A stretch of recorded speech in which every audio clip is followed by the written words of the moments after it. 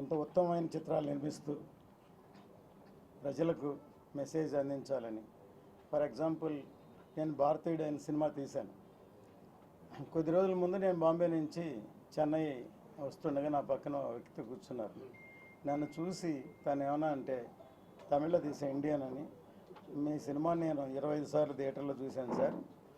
నేను ఒక ఎంప్లాయీని, నా లైఫ్ 1500 రూపాయలతో మొదలుపెట్టి ఇవాళ నెలకి 25 లక్షలు ఎర్న్ చేస్తున్నాను.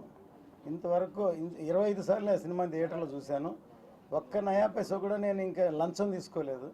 ఇన్స్పిరేషన్ బై యువర్ ఫిలిం అని చెప్పి నాకు ఎంతో ఆనందం వేసింది. ఒక సినిమా ఒక మనిషిని ఇంత చైతన్యం చేసిందని.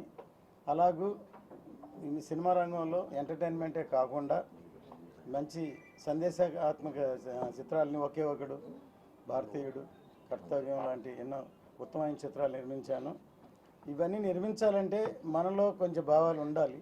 చిన్నప్పటి నుంచి నాకు మంచి దేశం గురించి, దేశభక్తి గురించి మంచి భావాలు. నా సంగతి పవన్ కళ్యాణ్ గారికి బాగా తెలుసు.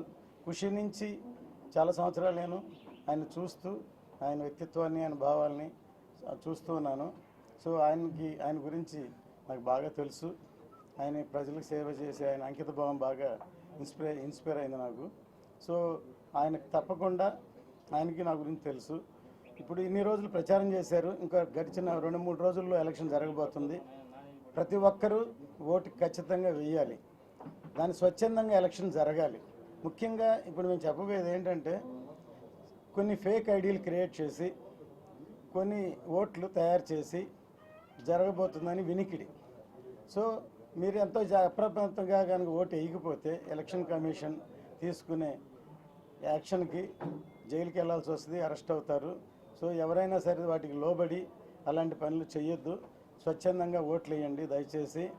మంచి నాయకులను ఎన్నుకుంటే మంచి పాలన వస్తుంది, మీ అందరూ బాగుంటారు.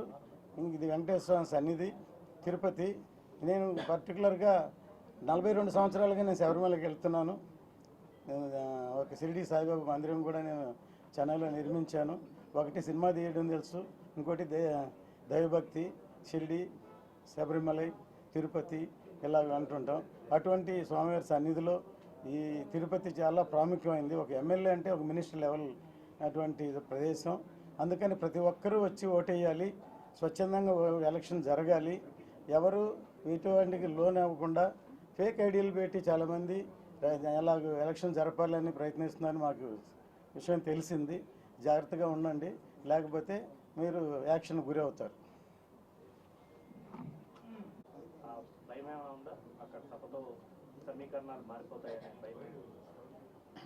ఆల్రెడీ పిఠాపురం ప్రజలు వన్ సైడ్ వార్ లాగా అయిపోయింది అక్కడ. అందుకనే చాలామందిని అక్కడ ఇన్పుట్ చేశారు. చాలామంది అక్కడ వెళ్ళి కళ్యాణ్ గారిని ఓడించాలని ఇంటికి ₹1,00,000 ఇస్తాం, మీరు ఎవరు వెళ్ళి ఓటు వేయొద్దు అంటున్నారు. ఇది కొత్త ఫార్ములా. డబ్బులు ఇచ్చి ఓటు వేయమంటారు, డబ్బులు ఇచ్చి ఓటు వేయకుండా ఆపడానికి కూడా ప్రయత్నిస్తున్నారు. ఆ భయం వచ్చింది కాబట్టి ఇంక ఎంత పెద్ద మీటింగ్ పెట్టినా ఏం జరగదు. కళ్యాణ్ గారు అతిపెద్ద మెజార్టీతో గెలబోతున్నారు. సినిమా ఇండస్ట్రీ పవన్ కళ్యాణ్ గారు ఇవాళ ఆయన పోటీ చేస్తున్నాడు, పార్టీ పెట్టాడు. ఇండస్ట్రీ పూర్తిగా పవన్ కళ్యాణ్ ప్రభుత్వానికి అండగా ఉంటుంది అనుకున్నారు. ఇప్పటి వరకు జరిగిన పరిణామాలు చూస్తే రిలేషన్ ఏమనిపిస్తుంది మీకు ఇండస్ట్రీ విషయంలో? సార్, ఇండస్ట్రీ వేరు, రాజకీయం వేరు. అభిమానం ఉండొచ్చు. ఎవరికైతే అభిమానం ఉందో వాళ్ళు వచ్చి ఇప్పుడు చూస్తున్నారు మీడియాలో చాలామంది కళ్యాణ్ గారు రావాలని కోరుకుంటున్నారు. ఎప్పుడైనా సరే మంచి పరిపాలన రావాలి. వస్తే ఇంతవరకు ఎవరి ప్రభుత్వం వచ్చినా సినిమా ఇండస్ట్రీకి సంబంధించి అందరినీ పిలిచి అందరికీ రాయితీలు ఇవ్వడం, మంచి చేయడం, అవార్డ్స్ ఇవ్వడం చేసేవాళ్ళు. కానీ ఈ సీఎం వచ్చిన తర్వాత అసలు ఉన్నవి తీసేసి తక్కువ వాళ్ళకి కళ్యాణ్ గారు పాలిటిక్స్లో ఉన్నారని ₹10 టికెట్ అమ్మాలి, ₹20 టికెట్ అమ్మాలి, ₹10 మేము టిప్స్ కూడా ఇవ్వం కదా. ఇన్ని కోట్లు పెట్టి సినిమా తీస్తే ఎలాగో అలా చూపించాలంటే ఆయనే డబ్బులు పెట్టి సినిమా తీసి ఫ్రీగా చూపించవచ్చు. ఫ్రీగా టికెట్ అన్నా కూడా టైం వేస్ట్ చేసి జనం థియేటర్కి రారు. సినిమా బాగుంటేనే ఎంటర్టైన్మెంట్ వస్తారు. సో అలాంటి ఇండస్ట్రీని తొక్కాలని ప్రయత్నిస్తే అది ఎవరు సినిమా ఇండస్ట్రీ హర్షించదు.